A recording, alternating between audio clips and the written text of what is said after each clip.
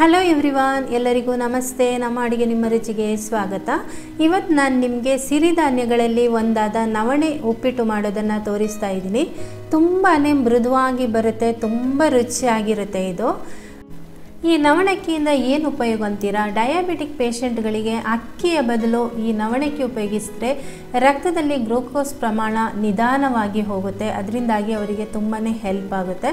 ಆಮೇಲೆ weight loss ಮಾಡುವವರಿಗೂ ಕೂಡ ಇದು ತುಂಬ ಉಪಯೋಗ. ಹಾಗಾಗಿ ದಿನ ನಿಮ್ಮ ಆಹಾರದಲ್ಲಿ ನವಣೆ ಅಥವಾ ಯಾವುದೇ ಸಿರಿಧಾನ್ಯಗಳನ್ನು ಉಪಯೋಗಿಸ್ಕೊಳ್ಳಿ. ಬನ್ನಿ ಈಗ ಇದನ್ನು ಮಾಡೋದು ಹೇಗೆ ಅಂತ ನೋಡೋಣ. ಈ ನವಣೆ ಉಪ್ಪಿಟ್ಟನ್ನು 3 ಜನರಿಗೆ ಆಗುವಷ್ಟು ಮಾಡ್ತಾ ಇದ್ದೀನಿ. ಸುಮಾರು 150 ಗ್ರಾಮ್ ಅಥವಾ ಒಂದು ಸಣ್ಣ ಲೋಟದಲ್ಲಿ 1 ಲೋಟದಷ್ಟು ನಾನಿಲ್ಲಿ ನವಣಕ್ಕಿಯನ್ನು ನೀರಿನಲ್ಲಿ ಹಾಕಿ ನೆನೆ ಹಾಕಿದ್ದೀನಿ. ಇದನ್ನು ತಿಳಿದವರು ಹೇಳೋ ಪ್ರಕಾರ ಸುಮಾರು 4 ರಿಂದ 5 ಗಂಟೆಗಳ ಕಾಲ ನೀರಿನಲ್ಲಿ ನೆನೆ ಹಾಕಿ ನಂತರ ಇದನ್ನು ಉಪಯೋಗಿಸ್ಕೊಳ್ಬೇಕು. ಯಾಕೆಂದರೆ ಒಂದೊಂದು ಕಾಳು ಕೂಡ ನಿಮಗೆ ನೋಡಿದರೆ ಗೊತ್ತಾಗುತ್ತೆ, ತುಂಬ ಗಟ್ಟಿ ಇರುತ್ತೆ. ಬೇಯೋದಕ್ಕೆ ತುಂಬ ಇದು ನಿಧಾನ, ಆದರೆ ನೀರಿನಲ್ಲಿ ಹಾಕೋದ್ರಿಂದ ತುಂಬ ಸಾಫ್ಟಾಗಿ ತುಂಬ ಬೇಗ ಬೇಯುತ್ತೆ. ಮತ್ತು ನಮಗೆ ಒಂದು ಮಾಡುವಂತಹ ಪದಾರ್ಥಗಳು ತುಂಬ ಸಾಫ್ಟಾಗಿ ಮೃದುವಾಗಿ ಬರಬೇಕು ಅಂದರೆ ನಾವು ನೀರಿನಲ್ಲಿ ಇದನ್ನು ನೆನೆ ಹಾಕಿ ನಂತರ ಉಪಯೋಗಿಸ್ಕೋಬೇಕು. ನಾನು ಬೆಳಿಗ್ಗೆ ತಿಂಡಿಗೆ ಮಾಡೋದ್ರಿಂದ ಇದನ್ನು ರಾತ್ರಿನೇ ನೀರಿನಲ್ಲಿ ನೆನೆ ಹಾಕ್ತೀನಿ, ಆಮೇಲೆ ಬೆಳಿಗ್ಗೆ ಇದನ್ನು ಉಪಯೋಗಿಸ್ತೀನಿ. ಏನೂ ಆಗೋದಿಲ್ಲ, ನೀವು ರಾತ್ರಿನೇ ನೀರಿನಲ್ಲಿ ನೆನೆ ಹಾಕಿಬಿಟ್ಟು ಬೆಳಿಗ್ಗೆ ಇದನ್ನು ಉಪಯೋಗಿಸ್ಕೊಳ್ಬೋದು. ನೋಡಿ, ನಾನು ಈ ಲೋಟದಲ್ಲಿ 1 ಲೋಟದಷ್ಟು ಹಾಕಿದ್ದೀನಿ. ಸುಮಾರು 3 ಜನರಾಗುವಷ್ಟು ಉಪ್ಪಿಟ್ಟು ತಿನ್ಬೋದು. ಇದು ಸ್ವಲ್ಪ ಕಾಸ್ಟ್ಲಿ ಇರುತ್ತೆ, ಆದರೆ ನೀವು ಅಕ್ಕಿ ಅಥವಾ ರವೆಗೆ ಹೋಲಿಸೋದಾದರೆ ಇದನ್ನು ನಾವು ಕ್ವಾಂಟಿಟಿ ಕಡಿಮೆ ಪ್ರಮಾಣದಲ್ಲಿ ಹಾಕಿದ್ರೂ ನಮಗೆ ಹೊಟ್ಟೆ ಫುಲ್ಲಾಗುತ್ತೆ. ಅದರಿಂದಾಗಿ ಇದು ಜಾಸ್ತಿ ಟೈಮ್ ನಾವು ಉಪಯೋಗಿಸ್ಕೊಳ್ಬೋದು. 1 kg ತಂದರೆ ತುಂಬ ಸರ್ತಿ ಇದನ್ನು ಉಪಯೋಗಿಸ್ಕೊಳ್ಬೋದು. ಈಗ ಉಪ್ಪಿಟ್ಟು ಮಾಡೋದಕ್ಕೆ ನಾನು ಒಲೆ ಮೇಲೆ ಕುಕ್ಕರ್ ಇಟ್ಟಿದ್ದೀನಿ. ಅದರಲ್ಲಿ 3 ಟೇಬಲ್ ಸ್ಪೂನ್ನಷ್ಟು ಎಣ್ಣೆ ಹಾಕ್ತಾ ಇದ್ದೀನಿ. ನೀವು ಡಯಟ್ ಫಾಲೋ ಮಾಡೋರಾದರೆ ಸ್ವಲ್ಪ ಎಣ್ಣೆಯನ್ನು ಕಮ್ಮಿ ಹಾಕೋಬೋದು. ಎಣ್ಣೆ ಚೆನ್ನಾಗಿ ಬಿಸಿ ಆದಮೇಲೆ ಅರ್ಧ ಟೀ ಸ್ಪೂನ್ ಸಾಸಿವೆ ಸೇರಿಸ್ಕೊಳ್ಳಿ. ಸಾಸಿವೆ ಚಟಪಟ ಅಂತ ಆದಮೇಲೆ 1 ಟೀ ಸ್ಪೂನ್ ಉದ್ದಿನಬೇಳೆ, 1 ಟೀ ಸ್ಪೂನ್ ಕಡಲೆಬೇಳೆ, ಅರ್ಧ ಟೀ ಸ್ಪೂನ್ ಜೀರಿಗೆ ಸೇರಿಸ್ಕೊಂಡು ಒಂದು ಸ್ವಲ್ಪ ಕೆಂಪಗಾಗುವಂತೆ ಫ್ರೈ ಮಾಡ್ಕೊಳ್ಳಿ. ಆಮೇಲೆ ಇದಕ್ಕೆ ಒಂದು ಸಣ್ಣಗೆ ಹೆಚ್ಚಿರುವಂತಹ ಈರುಳ್ಳಿಯನ್ನು ಹಾಕಿ ಸುಮಾರು ಒಂದು ಅರ್ಧದಷ್ಟು ಫ್ರೈ ಮಾಡ್ಕೊಳ್ಳಿ. ನಂತರ ಇದಕ್ಕೆ 1/4 ಟೀ ಸ್ಪೂನಷ್ಟು ಹಿಂಗು ಸೇರಿಸ್ಕೊಳ್ಳಿ. 2 ಹಸಿಮೆಣಸಿನಕಾಯಿ ಸಣ್ಣಗೆ ಹೆಚ್ಚಿ ಹಾಕ್ಕೊಳ್ಳಿ. ಸ್ವಲ್ಪ ಕರಿಬೇವನ್ನು ಸೇರಿಸ್ಕೊಂಡು ಸುಮಾರು 1 ನಿಮಿಷಗಳ ಕಾಲ ಇದನ್ನು ಹುರಿಯಿರಿ. ಈರುಳ್ಳಿ ಸ್ವಲ್ಪ ಟ್ರಾನ್ಸ್ಪರೆಂಟ್ ಆಗುತ್ತಲ್ವ, ಅಲ್ಲಿ ತನಕ ಫ್ರೈ ಮಾಡಿದರೆ ಸಾಕಾಗುತ್ತೆ. ಈರುಳ್ಳಿ ಇಷ್ಟ ಆದರೆ ಸಾಕು. ಈಗ 1 ದೊಡ್ಡ ಟೊಮೆಟೊ ಸಣ್ಣಗೆ ಹೆಚ್ಚಿರೋದು ಹಾಕ್ತಾ ಇದ್ದೀನಿ. ಹಾಗೆಯೇ 1 ಮೀಡಿಯಂ ಗಾತ್ರದ ಆಲೂಗಡ್ಡೆ, 1 ಮೀಡಿಯಂ ಗಾತ್ರದ ಕ್ಯಾರೆಟನ್ನು ಸಣ್ಣಗೆ ಹೆಚ್ಚಿ ಹಾಕ್ತಾ ಇದ್ದೀನಿ. ನಂತರ ಈ ತರಕಾರಿಗಳನ್ನು ಸುಮಾರು 2 ನಿಮಿಷ ಎಣ್ಣೆಯಲ್ಲಿ ಹುರಿಬೇಕು. ಅದರ ಹಸಿ ಸ್ಮೆಲ್ ಕೂಡ ಹೋಗಬೇಕು. ಹಾಗೆಯೇ ಅದರಲ್ಲಿರುವಂತಹ ನೀರಿನಂಶ ಎಲ್ಲ ಹೋದರೆ ತುಂಬ ರುಚಿಯಾಗಿ ಬರುತ್ತೆ ಉಪ್ಪಿಟ್ಟು. ತರಕಾರಿಗಳನ್ನು ಹಾಗೆ ಹಾಕೋ ಬದಲು ಈ ರೀತಿ ಸ್ವಲ್ಪ ಎಣ್ಣೆಯಲ್ಲಿ ಫ್ರೈ ಮಾಡಿಕೊಂಡು ಹಾಕಿದರೆ ತರಕಾರಿಯ ನೀರಿನಂಶ ಎಲ್ಲ ಡ್ರೈ ಆಗುತ್ತೆ.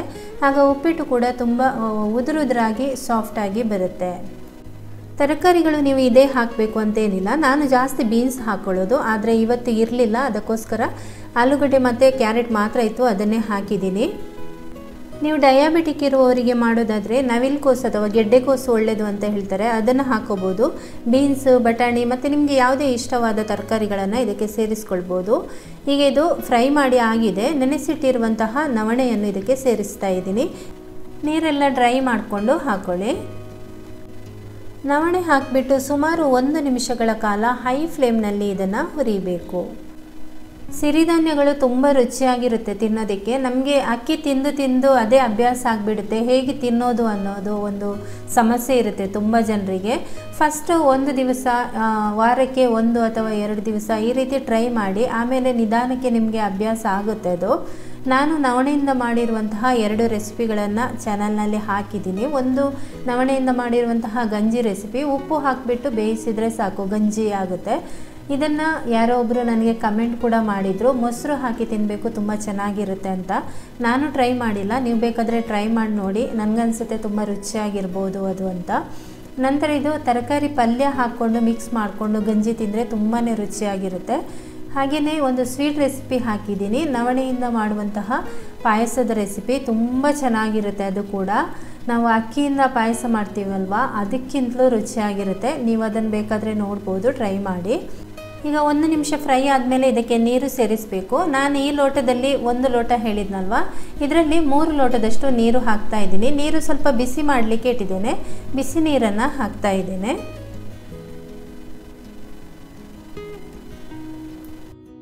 ಆಮೇಲೆ ರುಚಿಗೆ ತಕ್ಕಷ್ಟು ಉಪ್ಪನ್ನು ಸೇರಿಸ್ಕೊಳ್ಳಿ. ಉಪ್ಪು ಹಾಕಿದ ಮೇಲೆ ಚೆನ್ನಾಗಿ ಒಂದು ಸರ್ತಿ ಮಿಕ್ಸ್ ಮಾಡ್ಕೊಳ್ಳಿ. ಉಪ್ಪಿನ ರುಚಿ ಕೂಡ ನೋಡ್ಕೊಳ್ಳಿ, ಯಾಕೆಂದರೆ ಆಮೇಲೆ ಉಪ್ಪು ಹಾಕ್ಲಿಕ್ಕೆ ಆಗೋದಿಲ್ಲ. ಈಗ ಉಪ್ಪು ಸ್ವಲ್ಪ ಕಮ್ಮಿ ಕೂಡ ಇತ್ತು, ನಾನೊಂದು ಸ್ವಲ್ಪ ಉಪ್ಪು ಹಾಕ್ತಾ ಇದ್ದೀನಿ. ನಂತರ ಮುಚ್ಚಳ ಮುಚ್ಚಿಬಿಟ್ಟು ಇದನ್ನು 2 ವಿಷಲ್ ಮಾಡ್ಕೊಳ್ಬೇಕು.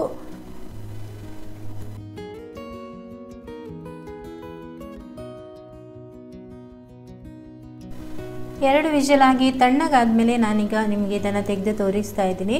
ತುಂಬ ಚೆನ್ನಾಗಿ ನೀರೆಲ್ಲ ಡ್ರೈ ಆಗಿದೆ, ಹಾಗೆಯೇ ತುಂಬ ಚೆನ್ನಾಗಿ ಬೆಂದಿದೆ. ನೋಡ್ಬೋದು, ನೀವಿಲ್ಲಿ ತೋರಿಸ್ತಾ ಇದ್ದೀನಿ ನಾನು. ಹಳದಿ ಬಣ್ಣದ ಸಣ್ಣ ಸಣ್ಣ ಮುತ್ತುಗಳ ಥರ ಇದೆ, ಅಷ್ಟು ಚೆನ್ನಾಗಿದೆ ನೋಡಲಿಕ್ಕೆ ಕೂಡ. ಕೊನೆಯದಾಗಿ ನಾನು ಇದಕ್ಕೆ ಸ್ವಲ್ಪ ಕೊತ್ತಂಬರಿ ಸೊಪ್ಪು ಮತ್ತು 1-2 ಸ್ಪೂನ್ನಷ್ಟು ತೆಂಗಿನ ತುರಿಯನ್ನು ಹಾಕಿ ಮಿಕ್ಸ್ ಮಾಡ್ಕೊಳ್ತಾ ಇದ್ದೀನಿ. ತೆಂಗಿನ ತುರಿ ನಿಮಗೆ ಬೇಡ ಅಂದರೆ ಸ್ಕಿಪ್ ಮಾಡ್ಕೊಳ್ಳಿ. ಚೆನ್ನಾಗಿ ಇದನ್ನು ಮಿಕ್ಸ್ ಮಾಡಿ ಆಗಿದೆ. ತೋರಿಸ್ತಾ ಇದ್ದೀನಿ ಯಾವ ರೀತಿ ಬಂದಿದೆ ಅಂತ ನೋಡಿ. ತುಂಬಾ ಚೆನ್ನಾಗಿ ಬಂದಿದೆ ಮತ್ತು ಒಂದೊಂದು ಕಾಳು ಕೂಡ ತುಂಬ ಸಾಫ್ಟ್ ಆಗಿದೆ. ಒಂದೊಂದು ಕಾಳು ಕೂಡ ಎಷ್ಟು ಚೆನ್ನಾಗಿ ಬೆಂದಿದೆ ಅನ್ನೋದನ್ನು ನಾನು ನಿಮಗೆ ಇಲ್ಲಿ ತೋರಿಸ್ತೀನಿ ನೋಡಿ. ನೋಡಿ ಎಷ್ಟು ಸಾಫ್ಟ್ ಆಗಿದೆ ಅಲ್ವಾ. 1 ಕಪ್ ನವಣೆಗೆ 3 ಕಪ್ ನೀರು ಕರೆಕ್ಟ್ ಆಗುತ್ತೆ. ಈಗ ಇದನ್ನು ಸರ್ವ್ ಮಾಡ್ತಾ ಇದ್ದೀನಿ. ಖಂಡಿತ ನೀವು ವಾರದಲ್ಲಿ 1-2 ಸರ್ತಿನಾದರೂ ಇದನ್ನು ತಿಂದು ನೋಡಿ. ತುಂಬಾ ರುಚಿ ಕೂಡ ಆಗಿರುತ್ತೆ, ಹಾಗೆಯೇ ಆರೋಗ್ಯಕ್ಕೂ ಕೂಡ ತುಂಬ ಒಳ್ಳೆಯದು. ಮೇಲ್ಗಡೆ 1 ಸ್ಪೂನ್ ತುಪ್ಪ ಹಾಕ್ಕೊಳ್ತಾ ಇದ್ದೀನಿ.